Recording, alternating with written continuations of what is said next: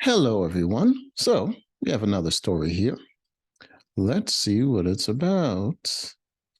Wives are sharing brutal truths about marrying men, and I'll stick to having cats, thanks. Okay. Enjoy your cats, I guess. Marriage can be a beautiful and loving institution, but unfortunately, in many hetero relationships, hetero, because otherwise it's perfect. You know if someone is full of shit when they start doing things like this. It's like you could just leave out that part. Women often end up with the short end of the stick. Often? Hmm. I doubt that. Recently, um, I don't know what all this noise is. Asked the women of Reddit to share brutal truths about marriage that aren't always talked about. And their response were certainly illuminating. Here's what they had to say. Okay, let's find out. Wives are more likely to get left by their husbands when diagnosed with terminal or seriously life-altering illnesses. What? That's anybody. Anyone in a relationship is most likely to get left when they're like terminally ill and they have serious life-threatening illnesses. Even if they just get disabled, you're more likely. But a situation changed, so obviously it's going to affect the odds. Like, what are you talking about? Divorce was literally invented because people just didn't want to hold up their end of the bargain, the whole for better or worse thing. I don't get why this completely sexist remark is not, you know what I mean? Why is this even here? Why wouldn't someone say this is bullshit? Like, why would you say something like that? Self-reported reasons include, I don't want to take care of her for the rest of my life. Yes, that's not a desirable outcome for anyone. I don't think that's an unreasonable thing to say. I mean, be it might be hard to hear, but it's certainly the truth. I think anyone would feel that way. I certainly would. I think anybody else would. If the situation was reversed, the wife would feel the same way. People want to live their lives for the better, not for the worst. I have needs she won't be able to meet while sick. Yes. Yeah. And I don't want to go broke paying for all of her medical bills. Yeah. No one would want to do that. I mean, some people are willing to do it uh, out of love, but it's still not a desirable thing. And not all marriages are loving ones. I mean, they might start out loving, but eventually it just became convenient for both people. I mean, marriage is just a contract. It's never meant to keep people in love. It's meant to keep people in a situation that is beneficial for both of them. That's why it's a contract, not some kind of magical soul binding tie. It's a legal contract. Pregnancy and childbirth are horrendous on a woman's body and can be used by abusers as a control tactic I suppose it's harder for her to leave. What? I'm sorry, why would you want to leave if you're about to have a child with somebody? And obviously they wouldn't want you to leave. It would be a good thing if he doesn't want you to leave when you're about to have a child together. Well, honestly, ladies, if he's pushing you to get a bun in the oven earlier than you would like, think about what other controlling behavior he might be brushing off or excusing. How is this controlling? how is this controlling? He's expressing his desire to have a child with you. Ultimately, it's still your choice. So it's not controlling. Like if you're trying to persuade him to do something, are you controlling? Let's say the wife wanted to have the child and the husband didn't. You certainly wouldn't say she was controlling because you're sexist. It's extremely easy to fall into a routine of being more like roommates and it happens without you really even noticing. Then it's too late. Why would it be too late? And this happens often in relationships. It's still not too late. You can leave if you want to live your life like a hormonal teenager and always just wants to have the next big emotional experience, but that's not how life is. People get old, and if you want to avoid that first, what was it, the second one? You want to no, the first one where you don't want someone that'll leave you when you're terminally ill, then get someone like this that'll stick around with you despite the passion in your relationship being gone. You know, I mean, if they're willing to stick around, even though you're like more like roommates, they're definitely not going to leave you because you have they have needs or whatever the hell. You got to choose one. Life is about sacrifices, and you're not willing to sacrifice, then you, I mean, then you're just going to be disappointed. Sacrifice is inevitable. You can't get everything you want. You're not living in a winter wonderland of magic and wonder. This is reality. No, no matter how evolved your man is, evolved. What does that mean? See, this is controlling language right there, where you sort of manipulate someone to think the way you want them to be is the best way to be. That's manipulation. It's rarely ever going to be a 50-50 split of effort in a marriage. More often than not, the woman puts in more work. At doing what?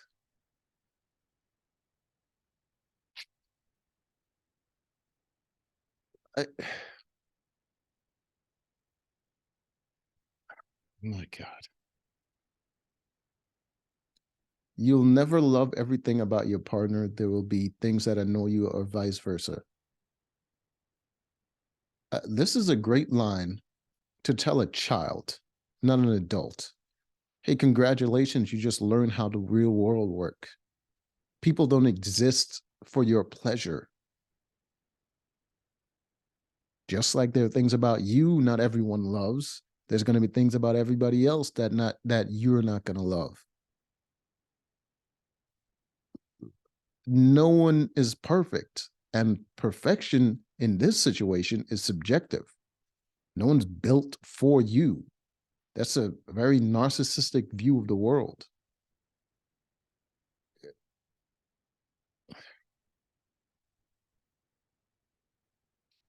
Think about the worst things that can befall a married couple, family, infidelity, death of a child, severe illness, disability, job loss, bankruptcy, etc.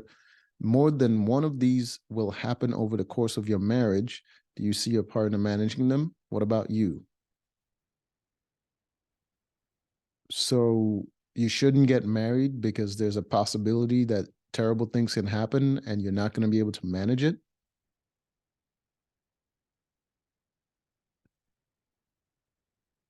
This should be a reason to get married.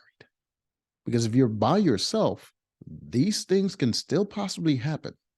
But if there's two people, then at least you have a chance that if you can't handle it, at least the other person might be able to handle it, or vice versa. You increase your odds of getting through these situations.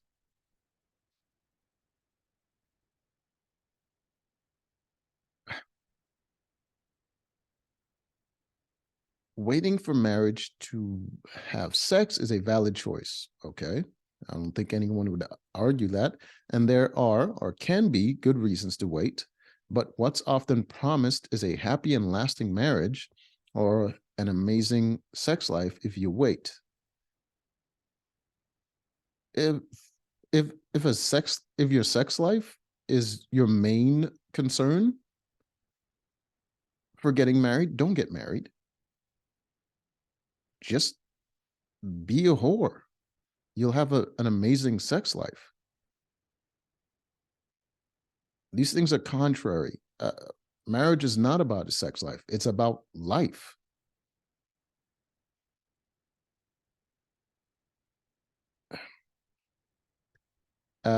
Misery and divorce if you don't. Okay. Neither marriage nor human sexuality work that way. A happy marriage and a great sex life take work from both parties involved to cultivate, and they're not some divine or karmic reward for playing by the rules.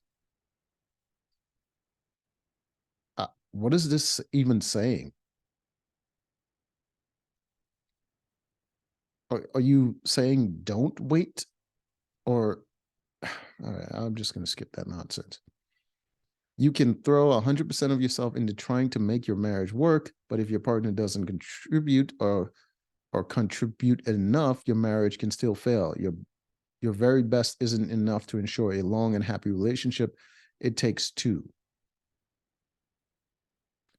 Why would you get into a relationship with someone that doesn't have anything to contribute to your life? Sounds like incompetence on your part. And this this is nonsense right here, because you can just leave as soon as you realize that the other person is not doing enough. It marriages have peaks and valleys. You'll go through phases where you can't stand each other. Okay. Even if you're not married, that's going to happen with friendships, family. Like, that's just the truth of human relationships. It has nothing to, if you're not on the same page in terms of financial behaviors, not beliefs, behaviors, it will be extra hard, if not impossible, to achieve your goals. Okay. And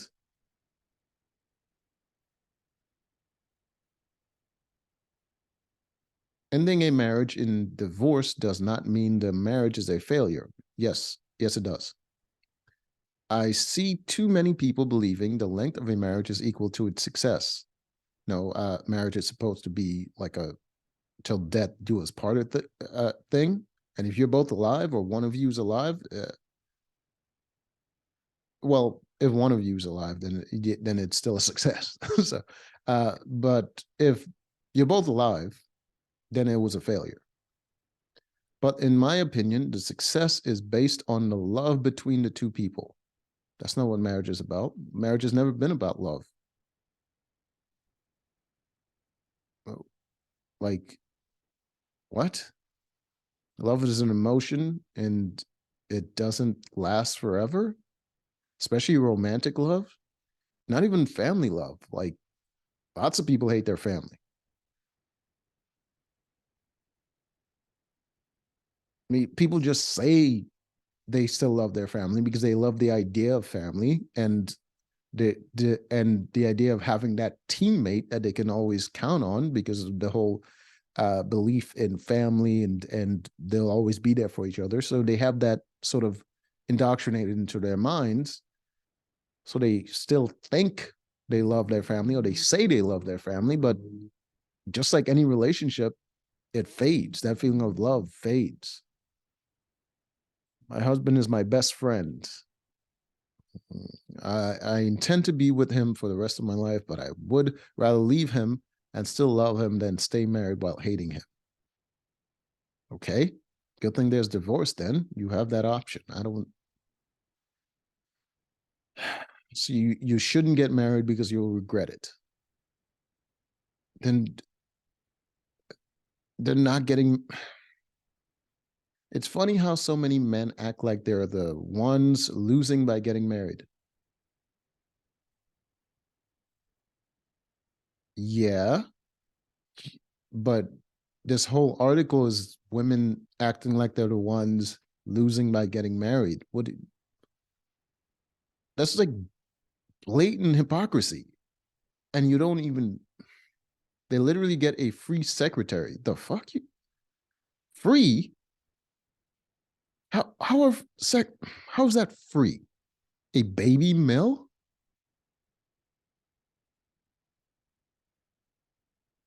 A caretaker and a housekeeper? Every single one of those things, women would complain. No woman would want to be a free secretary, and none of them would actually do it. Because, especially if they're not getting paid for it or they're not getting rewarded for it in some way, they wouldn't do it.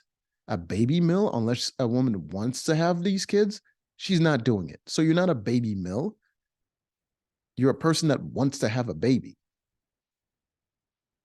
Caretaker, taking care of your own children is your responsibility. You're not doing someone a favor by taking care of your own children. And a housekeeper, you live in that house. The fuck?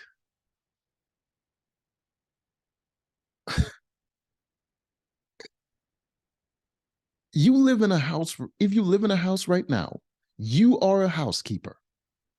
You are a caretaker of yourself. You are also your own secretary, and it's free. The only thing you're not is a baby mill, which is not really a thing. If there's actually some such a thing as a baby mill, one woman wouldn't do it. They need many, because you can only have one or two children, uh, unless you're having octuplets or some nonsense like that. That's very rare. And they're the ones complaining they lost their freedom. Sweetheart, in order for all these things to happen, the man has to have a job and he has to keep working that job and he can't have any days off. He has to earn all that money. For you to be a free secretary, bills got to get paid. So you're not really free. He's got to pay the bills.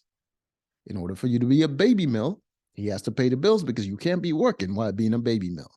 In order for you to be a caretaker, what are you taking care of? You can't be working another job because your time is taken up by caretaking, which means he's doing all the things that you're not doing. He's handling the slack that you're not picking up by doing this, which means his freedom is also lost. Just like your freedom is lost, his is lost. So it's 50-50. And a housekeeper, come on now. If he's working all his jobs to take care of all these stuff, he's probably barely at home, which means most of the mess at home is from your kid and you. So guess what? You're taking care of yourself and your responsibility as a mother. This is absolute nonsense. Women are the ones expected to base their whole identity around their marriage? No, no. Women want to get married. Most men don't want to get married. The reason they get married is in order to make a woman happy. But men would be perfectly okay with just being with a woman and never putting a title on it. You know this because you live in the real world. In some cases, even expecting to go through the pain in the ass of changing their name. Not only do you not have to do that, no, that's it. You don't have to do that. Just don't get married if it's such a hassle. Just don't do it. You know the part where people have to say, I do? The part where it's voluntary? Just don't do that. They risk losing their social life if he's the type to not want to look after his own kids.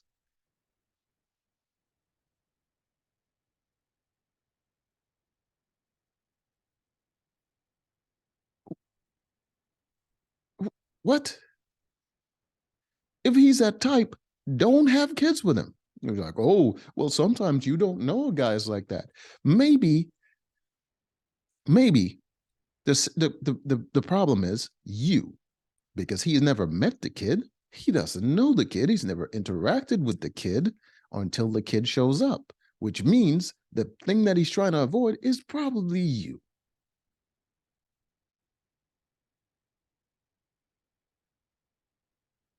Risk losing your social life, resulting in her having to do all the childcare instead of seeing her friends ever. Yeah, you can still put him on child support, which would cost him a lot of money, which means he would have to work extra hard, which means he's going to lose his freedom either way. And you can invite your friends over. You can use that money you get from child support to have a babysitter, so you can have free time to hang with your friends. And if you just want to hang with your friends and chill out all the time, why are you having babies? When I hear a man complain about how his wife always yells at him for going out with his bros, I have to wonder how often he stays home with the kids so she can go hang out with her friends. So which spouse is the actual ball and chain here?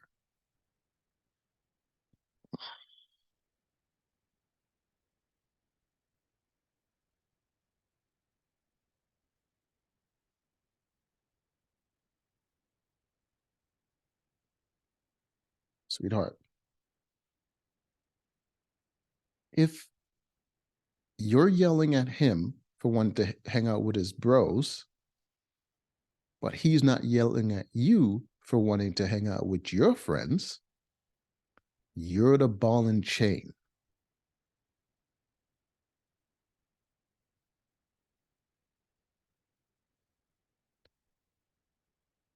As people age, they change.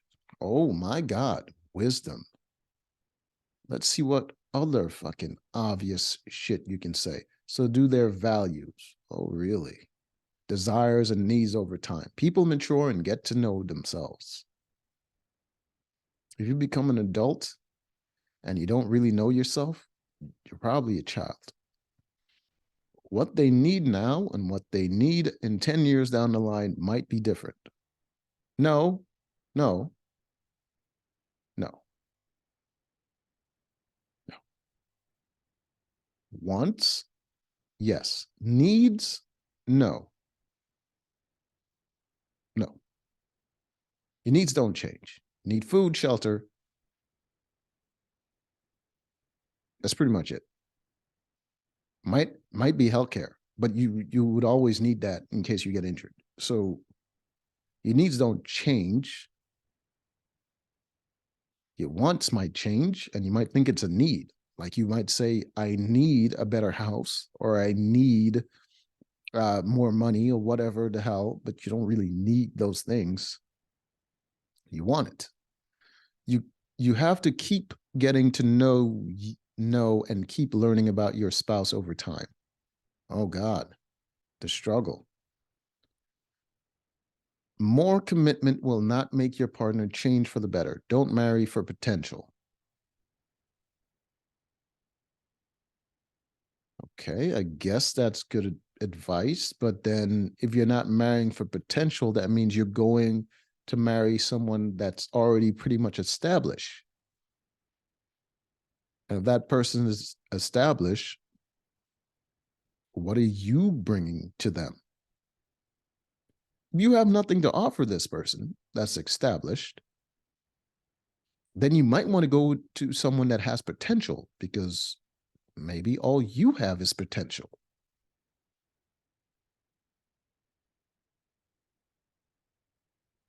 And you might say, okay, I'm already established, so I want someone that's established.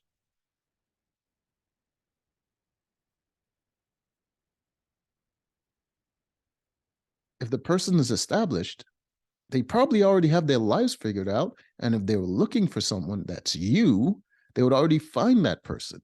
But if someone is established and they're single, they probably chose to be established and single. So you'd have to appeal to them somehow by making the option of being with you more appealing than them just being by themselves. So you would have something to offer. If the person is established, most of their needs are already met. So what do you have to offer? Probably nothing. So you might want to go with someone with potential if all you have to offer is potential of making them happy, the potential of giving them kids, the potential of being the best thing to ever happen to them, the potential of loving them forever or whatever. If that's all you have to offer is potential, go with someone with potential.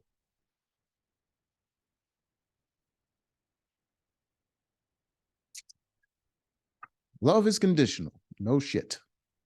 Choosing someone every day you wake up and saying you want this relationship. Unconditional love belongs to a parent when it comes to having children or a pet. But that's not unconditional. Being a parent is a condition. Having a pet is a condition. It's not unconditional. Because unconditional love has no boundaries. It's also not a thing. Love, by definition, is conditional. Because there's a condition being in love, which means it's not constant and random or whatever. It has to meet a certain condition for it to happen, which means it's conditional. Conditionally, you have boundaries, which is a requirement in a healthy relationship. It's a lot of words to say nothing. Women in their 30s hit a high streak in libido, and your husband will become the one suddenly too tired for sex. Yes. Do you know why women in their 30s hit a high streak in libido? Because their fertility is dying.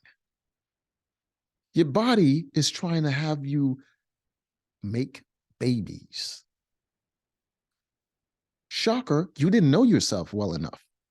You want to have children. That's why human beings mate with each other. That's why we want to have sex. That's why we want to couple up in order to make babies. That is the instinct that is driving that whole action. So the reason that women's libido goes up in their 30s is because their ability to reproduce is about to go off a cliff. Men's don't really increase because their ability to reproduce pretty much is steady. It might decline a little bit, but it's a very steady decline that doesn't really change much. Keep in mind, when you choose a husband, you're also choosing the father of your children. They can't help what they're born into, but you can. How is this news to people? Is this advice for idiots? Your spouse and your kids might not get along, and you might have to choose. The fuck? Why would you have to choose? They're children. If they're having an argument with their parent, the kids are in the wrong. You raised them incorrectly. What are you saying? What is this can't even say the word. Irreconcilable. Fuck you. I'm so pissed off right now. Skip that one. You're going to argue, period. If you live with someone, anyone, you'll disagree. Make sure the person you're with can have healthy discussions and not just arguments. That only works if you yourself can have healthy discussions and not just arguments. An argument takes two people. It's very difficult to argue with someone that is not arguing with you.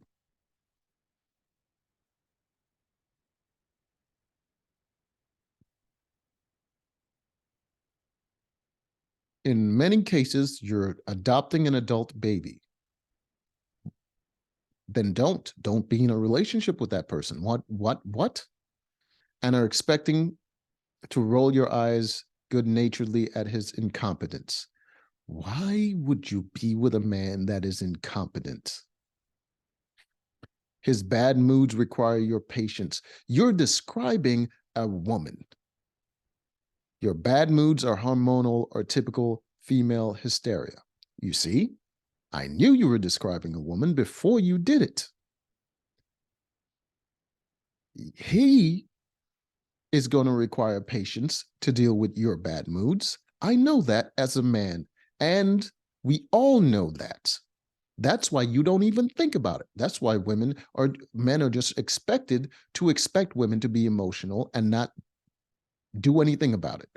But on the other hand, it's a problem for you. It's a problem for you when a man is emotional. But if you're emotional, you just expect him to just deal with it, right? And if he's not dealing with it, you call him emotionally unintelligent. Because the world revolves around you in your head.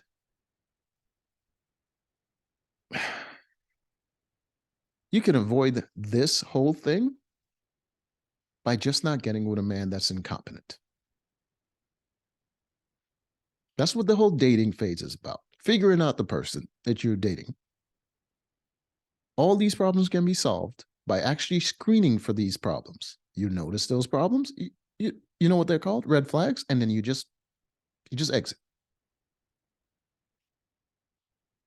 If you haven't healed from your childhood trauma, you will bring old unhealthy patterns, habits, behaviors, and cycles into your marriage.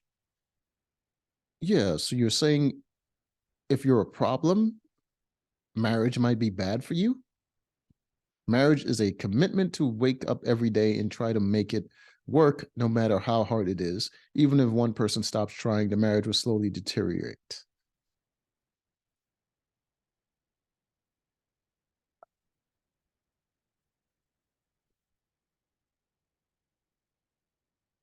No, you don't have to wake up every day and try to make anything work. All right? You don't. You simply don't. If there's a problem, just deal with the problem. Why would you just let it set so that you have to deal with it every day? That doesn't make any sense. And if you have some childhood trauma and there's a problem, you probably shouldn't be marrying people, and someone definitely shouldn't be marrying you. You will miss the attention you get as a single woman. I miss dating and how good it felt to be chased by men. I miss the thrill. Oh, great. Don't get married because you might be a whore. Good advice. My biggest lesson has been that the same fix-it mentality that helps me so well in the workplace, where we identify a problem and brainstorm solutions, fail horribly in a romantic relationship. Why? First, I need to connect with my partner, and we need to talk about what we appreciate about one another and get into this appreciative, tender space. Then we tackle whatever the problem is, collaborative. This sounds like a whole bunch of nonsense.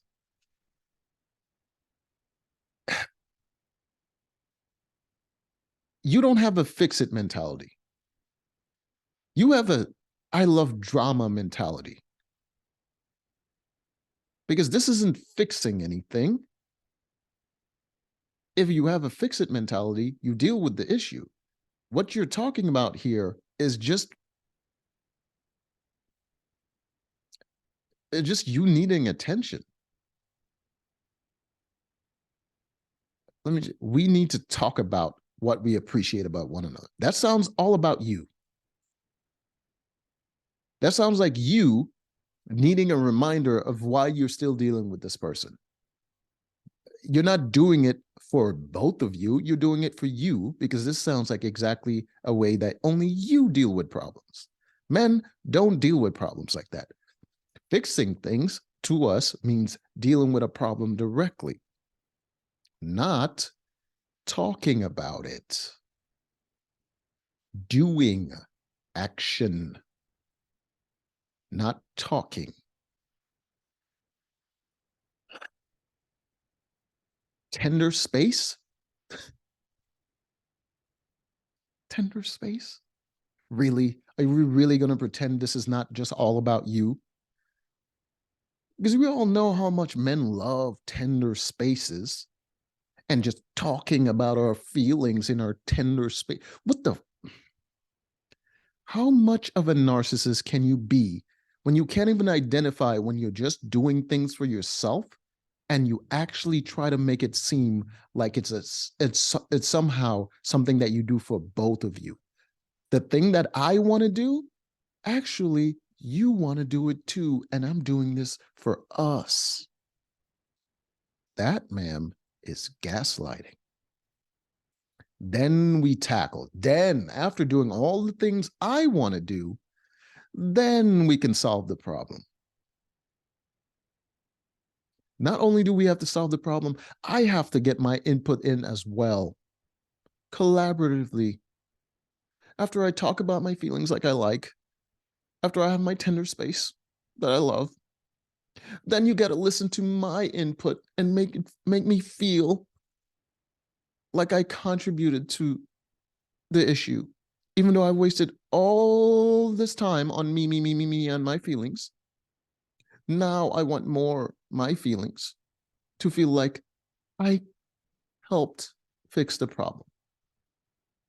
This means you're the problem.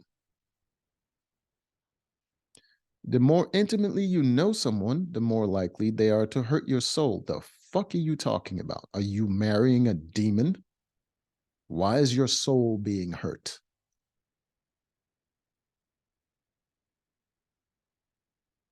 Unless you're talking about your feelings? Yes. In every relationship, there's a possibility that it doesn't work out. Congratulations. At some point in your marriage, there will be a need to look at your partner's butthole for a medical issue. Will, what the fuck? Just go to a doctor, you crazy freak.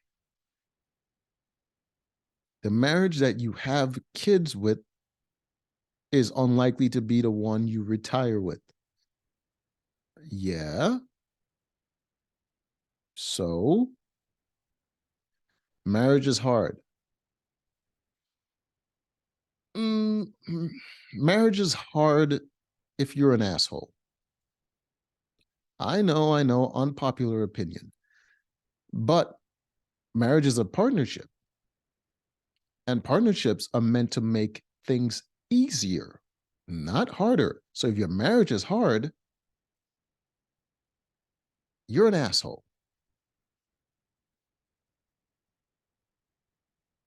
Either you're an asshole, or you're married to an asshole, or you just don't know how to work together with someone, which makes you an asshole. Who you are pre-kids is often not who you are post-kids.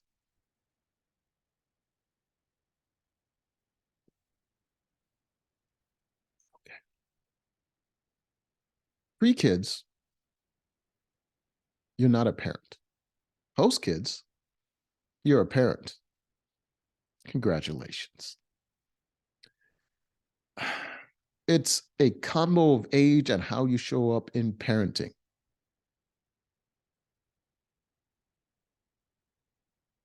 Why are idiots giving people advice?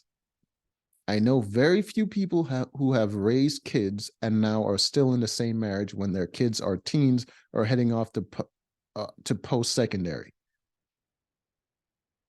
Yeah, it's just a change. You spend a lot of your life being a parent, and now your kids have a little bit more freedom, and you have to get back to not being such such a person that needs to be there all the time for your kids, and you have this change in life. You go from having this free time and knowing yourself and just being an individual to now being a parent, and you always have to be there for your kids and make sure they're raised right. And then you raise them and they become more autonomous. And now you have to go back to sort of being a little more hands off, right? That's a very obvious change that you should be as an adult and as a responsible person to be able to handle. I mean, it might be emotionally a little bit difficult, but you should be able to adapt to that, right? Unless you're a crazy person. Just don't think there is any way to prep yourself for how goddamn life-changing having kids is as a woman. The fuck you mean? To prep you? You don't know how to prep yourself for a life-changing event as having kids? Then don't have kids. You are not a responsible, well-adjusted human being. Don't have kids. From how the world sees you to your own time to the invisible labor that is inevitably falls to you, invisible. Don't have kids. If he lies to everyone else but you because you have a special relationship, you're lying to yourself and he's lying to you just like everyone else. What?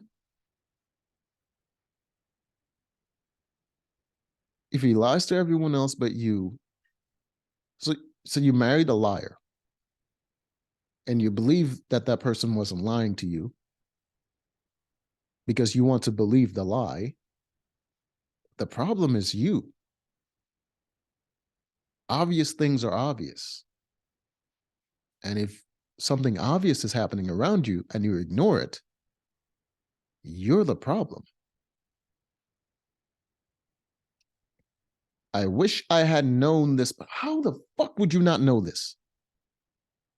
How do you admit to being a dumbass, but yet don't seem to realize that you're a dumbass? Those lies are not just childish imperfections that he'll grow out of. What the fuck are you talking about? Why would you expect an adult to grow out of adult behavior?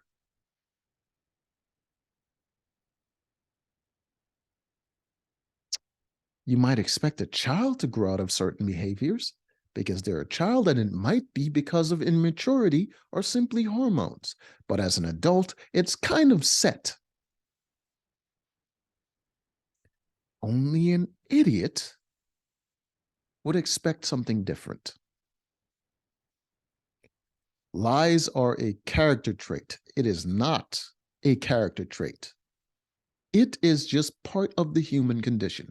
Everyone lies, including you. Lies aren't a character trait. Human beings just do things that work. They do things that work, which means lying works, which means that the people are going to lie. If lying didn't work, no one would lie unless they're crazy. But lying works, so we do it. That is not just eradicated when it comes to you because your love is special. No, someone will tell you the truth if the truth works. If the truth works just as much as a lie, they will just go with the truth because it's easier. Why create something out of nothing when you can just use what's actually there? If telling you the truth would have made you happy and would have made your relationship work, this lying guy that you got with wouldn't lie to you. If your relationship was built on lies, in order to keep the relationship going, he has to keep lying to you. It's all a lie.